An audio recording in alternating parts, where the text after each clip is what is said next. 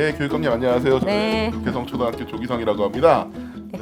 반갑습니다. 일단은 교육부에서 디지털 인재 양성 종합 방안, 디지털 이제 정책을 마련했습니다. 네. 교육감님 너무 잘 아시겠지만 이 디지털 교육 정책에서 가장 중요한 요소가 무엇이라고 생각하실까요?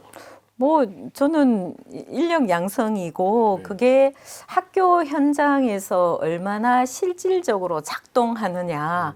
저는 오히려 그 부분이라고 보고 있거든요. 그래서 지금 교육부가 이런 많은 이제 양성 방침을 발표를 했는데 학교 현장 수업에서 얼마나 제대로 적용 가능할까? 저는 그 부분이라고 핵심적으로 보고 있고, 또 우리 교육청은 이미 그 관련해서 좀 선도적으로 했던 부분이 상당히 있기 때문에 지금의 교육부 정책하고도 궤를 거의 같이 하고 있다, 이렇게 보고 있어요. 요즘 굉장히 이슈가 된 챗 GPT 있잖아요. 우리도 지금 장학팀에 직접 한번 써보라. 많이 한번 써봐야 이걸 아이들에게 교육적으로 어떻게 접근할 것인지. 그래서 우리 교육청은 이미 20년도 이 무렵해서 인공지능에 관련된 수업, 활용, 윤리, 그다음에 인공지능 자체 교육 이 부분을 다 정리를 해서 책자로도 그다음에 현장에도 이미 도입을 어느 정도 수준까지 했거든요. 그래서 인공지능 교육, 그다음에 소프트웨어 교육, 창의성 교육, 그다음 디지털 리터러시 교육 이런 부분들이 상당히 조금 지속적으로 해왔던 부분이라서 지금 정부 정책에서 조금 부족한 부분들이 있다면 좀 보완하는 정도에서 잘 할 수 있지 않을까 이렇게 자신감을 가지고 시작을 합니다. 예. 그 자신감에 대한 그 근거를 제가 그동안에 십몇 년 활동을 하면서 이 대구 선생님들의 역량이 상당히 그동안 높았고 선도적으로 이끌어가는 모습들을 옆에서 함께 지켜봤기 때문에 역시 대구 선생님들, 대구 교육이라면 충분히 우리나라 디지털 교육을 리드하지 않을까라는 생각이 듭니다. 핵심은 선생님입니다. 그렇죠. 저도 선생님인데. 그럼요. 이게 우리가 이제 인력 양성이지만 인력 양성을 할 수 있는 사람은 역시 선생님들이죠. 그래서 우리 교육청은 초등에는 정보 선생님들을 어느 정도의 수준으로 그대로 유지하고 있거든요. 그래서 전체 그 수업 시수도 거의 이제 초등은 68시간 전체 그대로 하고 있고, 그다음에 중학교도 작년에 이제 처음으로 텍스트 기반의 파이썬을 102시간 네, 그래서 14교를 지정했고 올해는 추가로 12개교를 지정해서 26교를 텍스트 코딩을 좀 더 핵심적으로 추진하는 중점 중학교도 선정을 했어요. 그리고 이제 고등학교는 당연히 소프트웨어 융합 중점 학교도 지정을 하고 있고요. 대구에서 소프트웨어나 이쪽 이제 뭐 여러 인재들이 더 많이 나올 수 있을 것 같아서 참 기대가 많이 되고 있습니다.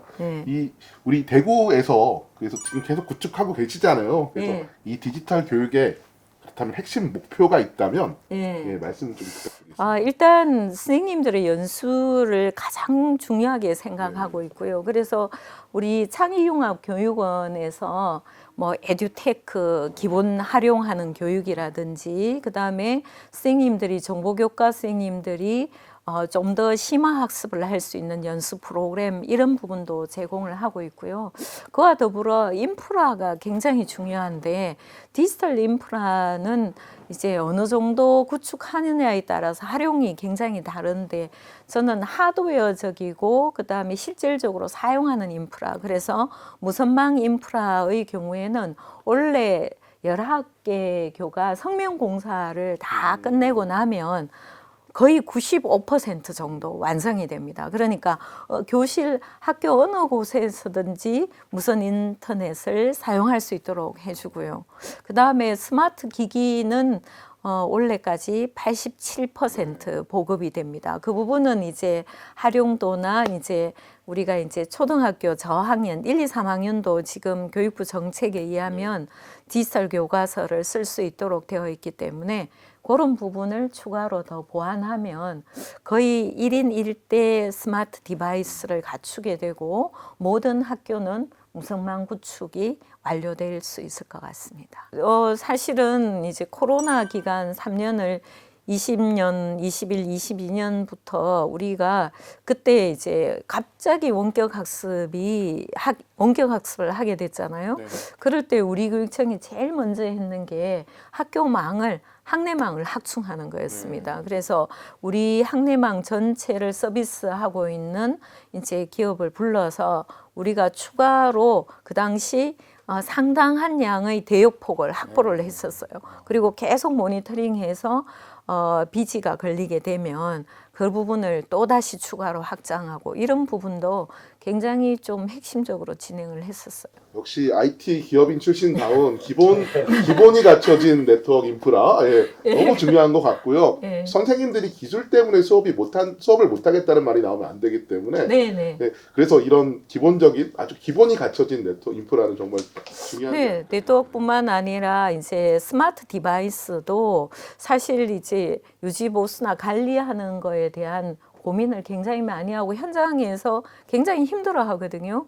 우리는 아예 처음부터 스마트 기기를 보급할 때 MDM 들어보셨죠? 모바일 디바이스 매니지먼트가 MDM을 다 소프트웨어적으로 설치를 해서 현장에 보냈어요.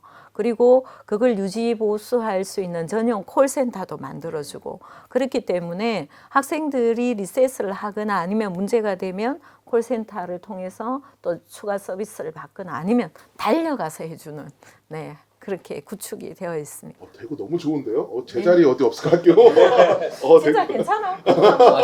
아니, 제가 이제 현장 교사로서 좀 말씀드리면 이번에 제가 시간 선택지 때문에 1년 학교를 옮기게 돼서 사실 그 학교가 좀 오래된 학교라서 기대 없이 갔는데 이미 각 교실에 태블릿 다 보급돼 있고 보관함도 다 설치가 돼 있고 와이파이, 와콤 태블릿 모든 게 다 갖춰져 있는 거예요.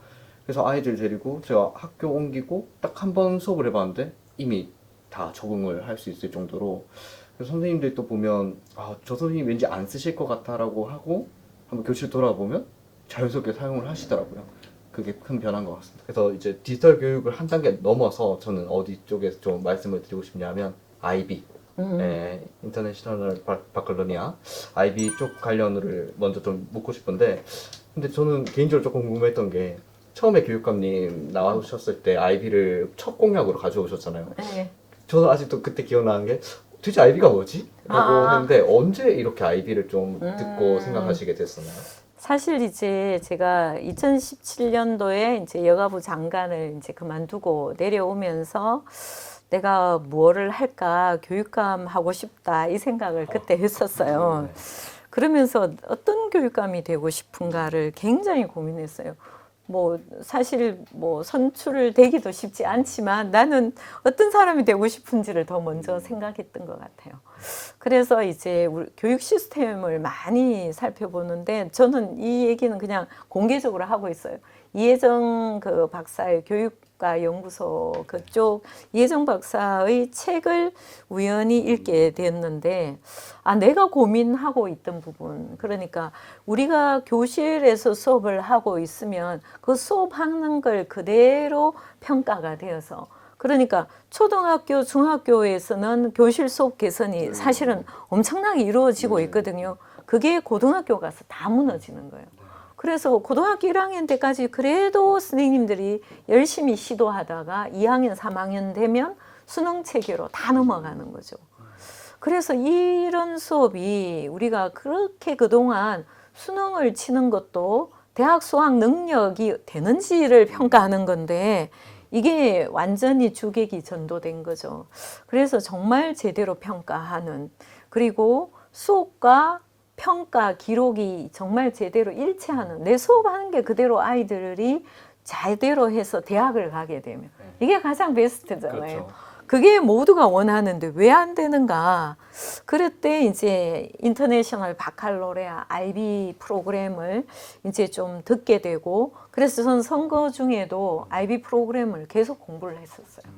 도대체 이게 어떤 건지를 이제 낮에는 선거 운동을 하고 밤에는 공부를 하고, 사실 선거하면서 그래 공부하기가 쉽지 않은데 그 이제 관련된 교수님들하고 인터뷰도 하고, 그래서 계속 공부를 하면서 조금씩 아 이게 그 답이 아닐까. 근데 초기에는 제가 정보가 너무 한정적이어서, 그래서 이제 공약도 창의 융합형 해서 갈로 열고 이제 IB형 교육 프로그램 도입. 그래서 이제 IB를 완전 정식으로 도입하기보다는 이런 형태의 프로그램을 한번 도입해 보겠다.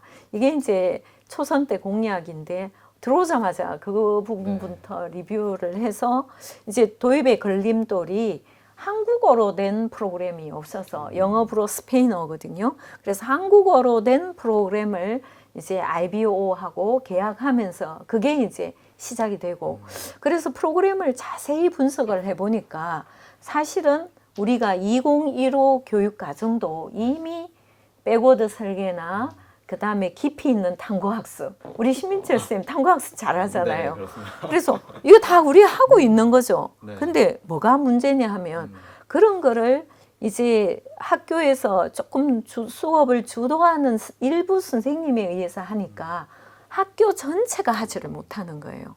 그래서 하는 팀, 하지 않는 팀, 관심 있는 사람, 관심 좀 부족한. 그래서 학교 단위가 일치가 안 되는데, IB는 한 학교 모두가 청소를 하시는 분들도 IB 프로그램을 대해서 공부를 조금 하도록, 그렇게 학교 전체가 움직이는 시스템이 되어 있어서 매우 저는 학교 단위로 교육을 개혁할 수 있는 좋은 솔루션이 아닌가. 그래서 우리가 지금 14학교가 인정이 됐잖아요. 네. 그 학교들 가보면 모두가 모든 선생님들이 정말 일체화되어서 하는 거, 이게 저는 좋은 것 같아요. 이런 노력이 있으니까 어떻게 보면 지금 이제 새로운 교육청에서도 이제 IB를 도입하고, 또 저는 2022 개정 교육과정을 보고 나서 이 말을 쳤거든요. 이런 IB의 인사이트가 이렇게 이어질 수 있구나 했는데, 그러면 이제 디지털 교육이랑 좀 연계해서 한번 여쭤보고 싶은 게, 이 디지털 교육이 그러면 IB를 운영할 때는 또 어떻게 운영이 될지, 또 교육감님이 생각하는 IB랑 디지털이 만나면 어떤 기대 효과가 있을지가 조금 궁금합니다. 사실 이제 IB 프로그램을 뜯어보면 IB 학교 아이들이 가장 디바이스를 많이 써요. 디지털 디바이스를 많이 쓰는데 스마트 패드도 굉장히 활용을 잘해요. IB는 그래픽 계산기도 많이 쓰고요. 네. 그래서 이 도구들을 잘 활용해요. 그러니까 이제 20년, 21년도 원격 수업이 될 때 제가 학교마다 가보면 정말 잘 했는데, IB 학교를 가보면 아이들이 원격 수업이나 오프라인 수업이 전혀 차이가 없었어요. 그때부터도 이미 원격으로 모둠 수업을 하는 거예요. 그러니까 원격으로 모둠을 만들어서 수업을 하고, 그 화이트보드 솔루션이나 패들렛을 써서 아이들이 막 그 자기 발표를 하는 거예요. 그러니까 이거는 확실히 에듀테크를 도구로서 활용하는 능력이, 그리고 이제 자료를 조사하고 아이들이 발표하는 거를 굉장히 자연스럽게 잘 활용한다. 그러니까 완전히 하나의 도구로 쓰는데 정착이 되어 있다. 그 다음에 기록 분야도 굉장히 놀라워요. 저도 IB 연수를 한번 받아봤거든요. 네. 그 ATL이라고 Approach to Learning 해서 어떻게 하면 아이들이 학습법을 잘 활용하는가. 그게 이제 조사 기능 이런 것들 보면 우리는 조사한다, 역량을 뭐 자기 관리 역량, 우리 2015에도 자기 관리 역량이 맞습니다. 있잖아요. 그 역량을 구체적으로 아이들에게는 어떻게 하면은 자기 관리 역량이 생성될 수 있는지를 IB에서는 매우 구체적으로 얘기해요. 네. 거기에도 보면 조사 기능이 있는데 아이들이 단순히 인터넷 검색을 하는 게 아니라 자료를 찾고 이거를 정리하는 방법까지 체계적으로 하니까 아이들이 이 에듀텍 활용하는 능력이 체계화되어 있고 상당한 수준까지 이르게 돼 있어요. 그래서 활용에서부터 기록, 그 다음에 아이들이 발표하고 그리고 마지막으로 프로젝트를 구성하는 능력까지 굉장히 체계화되어 있다. 그래서 하나의 툴로서 완벽하게 자리 잡고 있다고 좀 저는 보고 있어요. 이제 학교 현장에도 디지털 기기라든지 이런 게 되게 많이 보급이 되고, 또 제가 아까 말씀드린 것처럼 어느 학교 가도 제가 하고 싶은 디지털 수업을 다 할 수 있는 상황이까지 왔는데, 근데 한편으로는 이런 비판적인 시선이 있거든요. 이 디지털 기기가 학교에 다 보급이 되더라도 이거 활용 안 하면 그냥 자원 낭비 아니냐. 그리고 이 기기들이 지속 가능하게 이제 선생님들도 다 활용하고 해야 되는데, 그냥 A 학교 있을 때는 쓰다가 B 학교 가면 안 쓰게 되고 뭐 이렇게 변화하지 않을까. 그래서 제가 드리고 싶은 질문은, 지속적으로 이 교원이 할 수 있도록 교육관님은 어떤 방안을 조금 가지고 계신지. 저는 그게 제일 중요하다고요. 디바이스 뭐 네트워크 속도 아무리 보급이 되어도 선생님들이 안 쓰면 의미가 없어요. 그리고 선생님이 썼을 때 이게 정말 더 효율적이다. 아이들에게 정말 제대로 학습을 잘할 수 있다. 이런 확신이 들어야 되잖아요. 내가 10분을 투자하면 아이들에게 훨씬 더 효율적이고 더 많은 걸 가르칠 수 있고 아이들도 더 많이 쓸 수가 있다. 이런 확신이 있어야 쓸 수가 있는데 20년도에 기억나는지 모르겠는데 우리가 미래교육연구 우리 교육연수원에서 짤 영상 5분짜리 맞습니다. 기억나죠? 네. 제가 그때 어떤 걸 요청했냐면 선생님들이 언제 이거 다 사용하는 거 공부해서 하겠느냐. 그래서 선생님한테 정말 필요한 거를 5분짜리로 짧은 동영상으로 만들어서 여러 가지를 아마 30가지 이상을 서비스해 줬어요. 지금도 그대로 남아있죠. 예. 그래서 MS 팀즈, 구글 클래스룸, 그 다음에 패들렛, 화이트보드, 뭐 여러 가지 파워포인트까지 만드는 방법을 선생님 입장에서 눈높이에서 정말 짧게 선생님들이 언제 이게 사용하는 방법을 한두 시간 쓰다 보면 언제 내 자료를 만들어요. 그렇게 해서 정말 딱 보면 금방 할 수 있도록 이제 그런 식으로 하고 그 다음 노하우를 축적하도록 창녕원에서 연수를 계속 돌렸어요. 지금까지도 돌려요. 그래서 이제 주말 방학 동안에도 이제 더 팁을 많이 해서 좀 더 깊게 활용하는 팁, 공유, 그 다음에 사례 발표. 지금도 하고 있으니까 관심 있는 선생님들은 꼭 한번 살펴봐 주세요. 같이 구독과 좋아요. 대구교육 구독과 좋아요 해주세요. 네, 그런 기분으로. 그 다음에 이게 많이 쓰면 쓸수록 아이들도 디지털 리터러시, 디지털 문해력이 많이 높아지거든요. 그래서 이제 챗 GPT도 나와서 걱정하고 있잖아요. 근데 실제로 우리 기업에서도 인공지능을 제대로 쓰는 기업이 별로 없어요. 아직까지. 그래서 지금 우리 아이들은 잘 쓰는 아이들로 우리가 엑셀만 잘 써도 할 수 있는 일이 너무 많잖아요. 그래서 이제 그런 식으로 우리 아이들이 디지털 기기를 좀 바라보고 그건 이제 그렇게 바라볼 수 있는 거는 선생님들이 그래 써야 가능하거든요. 우리 교육청에서 하는 그 전문학습 공동체 있잖아요. 거기에도 사실은 이제 자유롭게 선생님들이 협의하고 논의하는데 사실은 우리가 비용을 좀 주는 거잖아요. 근데 그거를 굉장히 의무적으로 생각하니까 이게 막 무거운 거예요. 막 나한테 제발 전문학습 공동체 숫자 적게 해주세요. 막 그러거든요. 근데 선생님들이 이게 학년별로 하나씩 만들면 초등에는 6개가 나오잖아요. 학년별로 선생님들이 원래 학년회의 해요. 다 해요. 하는데 전문학습 공동체로 해서 가급적이면 학습에 관한 거, 이런 에듀테크에 관한 거, 이런 것들을 좀 더 중심에 두고, 그런데 이제 목표가 있고 포커스가 있으면 좀 더 효율적인 회의를 하고 공동체를 운영할 수가 있거든요. 거기에서 뭐 돈을 어떻게 쓸까 이렇게 고민하지 말고 우리 학년에는 원래 이걸 한번 다 써보자 이런 논의도 해서 이제 그런 걸 같이 공동 구매하고 그렇게 해서 또 거기 학습비로 부족하면 학교별로 우리가 이제 선도학교 선생님 디지털 기반 선도학교 해가 150팀 또 손들어서 또 네. 지원해 주거든요. 그것뿐만 아니라 학교에도 자체적으로 이제 그 목적성 사업비 외에도 기본 운영 경비도 조금 넉넉하게 편성을 해놨기 때문에 그런 것들이 다 하나의 정보거든요. 그렇죠. 예. 그래서 이제 전문학습 공동체도 그러니까 비연수성이잖아요. 네, 그렇습니다. 그런 것도 좀 잘해서 하는데 한번 조사해보고 같이. 서울은 학점을 주고 있습니다. 서울은 연수원이랑 연동해갖고 네. 저희 전문학습 공동체 하는 것을 네. 학점을 아예 인정을 해줘요. 15시간이나 이렇게. 여기서 시간으로. 네, 그런 식으로 해서 지역 그 연수원하고 해서 같이 하고 이제 선생님들이 자유롭게 이제 또 이야기도 하면서 역량을 키워갈 수 있게 해주는 건 되게 좋은 것 같습니다. 예. 제가 민철 심민철 쌤하고 우리 교육감님 말씀 나누는 게 너무 케미가 잘 맞아갖고 끼어들 틈이 없었어요. 네.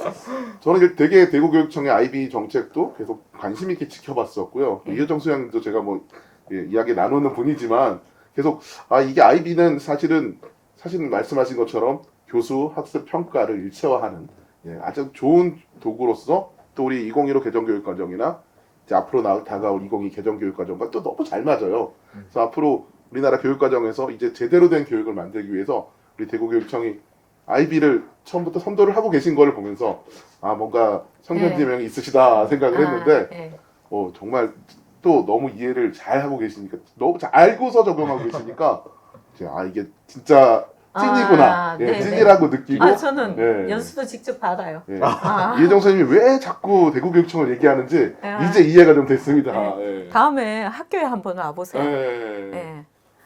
정말 대단하신 것 같고요. 일단 우리 마지막 질문을 드리자면 사실은 이런 뭐 IB도 그렇고 교육과정도 그렇고 아까 교원학습 공동체도 그렇고 사실 우리가 우리 공공의 그 영역만 갖고는 쉽지가 않잖아요. 그래서 우리가 민간이나 무슨 뭐 사교육이니 뭐 공교육이니 이런 얘기도 하지만 민간 에듀테크 또 뭐 교육청에서 하는 플랫폼 이런 것들에 대한 적당한 그 융화가 돼야 되지 않을까 생각이 들어서 혹시 이제 교육을 적용하시면서 또 민간 기업에 계셨고 벤처 기업도 하셨기 때문에 민간 기업과 그 공기 간의 상생이나 이런 방안에 대해서 어떻게 생각을 하시는지 답변 부탁드리겠습니다. 사실 이제 저는 굉장히 많이 장려를 하는 편인데 이제 거기에 대해서 이제 우리 선생님들이나 이제 우리 장학진들은 공무원이다 보니 이제 굉장히 좀 그 조심해야 하는 것 같아요. 근데 저는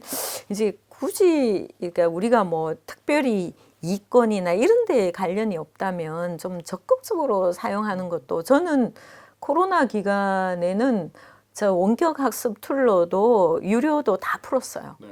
그러니까 학교 단위의 이제 학습비를 주니까 학교에서 이 아이들 특히 이제 뭐 느린 학습자나 이런 아이들에게는 선생님들이 할 수 있는 한계도 있잖아요. 그러면 유료건 무료건 쓸 수 있는 뭐 지금 우리 교육청은 뭐 MS 마이크로소프트사 구글 그 다음에 또 뭐 LG CNS 그리고 여러 유료 컨텐츠 뭐를 또 교육청에 우리 대구교육청에는 이제 무료로 제공하겠다는 그런 이제 뭐 웅진 올 학습 콘텐츠, 스마트 올 뭐 이런 거는 다 협약을 해서 풀고 있고요. 그 다음에 이제 한국 교육학술정보원하고 대구 디지털 혁신산업진흥원하고 이제 같이 해서 대구 에듀테크 소프트웨어 랩 거기서 개발된 제품을 이제 우리가 학교 현장에 우리가 이제 시범 적용하고 이런 것도 굉장히 열어두고 있거든요. 그래서 이제 우리 선생님들도 완벽하면 좋지만 쓰면서 더 좋아질 수 있거든요. 그래서 그런 이제 솔루션이나 이런 거에 대해서 좀 관심을 가지고 현장에서 한번 써보는 거 저는 많이 권장하고 있어요. 그리고 이렇게 뭐 필요하면 그때 이제 우리 그 서울에서 에듀텍 그 HHT에서 이제 솔루션 사용하는 비용들 그래서 올해는 뭐 선도 150팀도 만들고 이렇게 했는데 그래서 이게 이제 같이 갈 때 흐름을 따르지 않으면 잠깐 놓치면 그 다음부터 하려면 너무 차이가 많아지거든요. 그래서 이제 코로나 상황이 어느 정도 엔데믹으로 오면서 해제가 되긴 하지만 그래서 그때도 내가 늘 학교 현장에 당부를 했는 게 꼭 원격 학습에만 이런 툴을 쓸 필요가 없다. 그래서 오프라인에도 그 같이 융합해서 사용하고 그러니까 아이들에게 어떤 부분은 동영상 한 번으로 아주 적절하게 그 임팩트를 줄 수가 있고 어떤 거는 아이들이 직접 만들어 보게 해서 또 아이들이 더 체험을 많이 해볼 수도 있기 때문에 이런 거에 대해서 조금 더 터부를 갖지 말고 좀 활성화해서 했으면 좋겠다. 이런 생각은 늘 하고 있습니다. 그래서 그리고 지금 충분하게 그런 인프라가 되어 있거든요. 선생님들도 이제 좀 있으면 거의 이제 개별로 1인 1 스마트 기기가 보급이 되면 그게 아마 24년도 인 거 맞죠? 예, 그렇게 해서 보급이 되면 저도 이제 좀 고민해가 이거를 개인이 소장하면 더 좋을 거는 같은데 학교 단위에 이제 우리가 투입을 해주니 이제 재물 조사도 있고 하니까 어떻게 할까 이래 고민하는데 그런 거는 디바이스. 네네 그런 거는 이제 클라우드에 좀 개별로 좀 얹어두고 좀 쓰면 선생님들도 학교를 이동하면서 학년이 바뀌면서 효율적으로 쓰는 거 이런 것도 좀 고민해서 쓰면 잘 쓸 수 있을 것 같아요.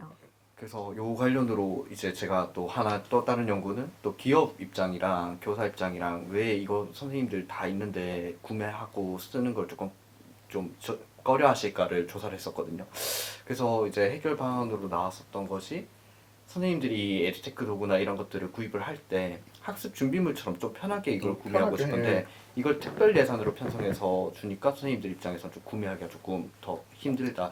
그래서 우리 왜 도화지 사듯이 쓰고 싶을 때 언제든지 구매해서 쓸 수 있는 에듀테크 구매 정책 같은 것들을 그거는 이제 기업도 같이 좀 그 이제 학교 현장에 맞게 이제 그 라이센스 정책을 좀 해주면 좋을 것 같아요. 기업들에게 계속 이야기하는 게 이게 교육은 좀 공교육은 특별하니까 그런 쪽으로 정책을 한번 만들어줬으면 하는 이야기를 계속 해주고 있고요. 아까 말씀해주셨던 그때 그 기초학력 그때 제가 사실은 소개 다 해드렸었거든요.